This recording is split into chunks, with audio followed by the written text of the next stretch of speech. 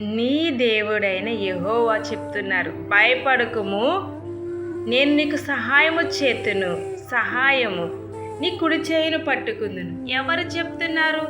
నీ దేవుడైన యెహోవా. నీ అనగా సొంతం, సొత్తు, విలువైంది. అందుకనే నీ దేవుడైన యెహోవా ఈ మాట చెప్తున్నాడు.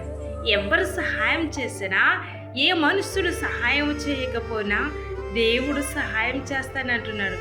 ఏ విధమైన సహాయమైనా. నీకు దేవుడు ఆర్థికంగా కుమిలిపోతున్నావా?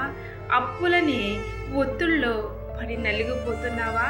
ఇంటికి వెళ్ళాలంటేనే భయం కలుగుతుందా?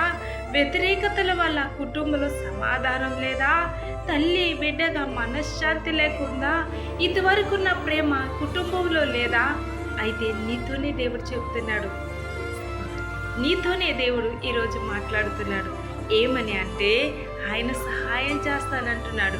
నీ కుడి చేయిని పట్టుకుంటానంటున్నాడు. మనుషులు ఎవ్వరూ పట్టుకోకపోవచ్చు, కానీ నీ దేవుడు తప్పనిసరిగా నీ చేయిని పట్టుకుని తోడుగా ఉంటానంటున్నాడు. సరేనా మరి?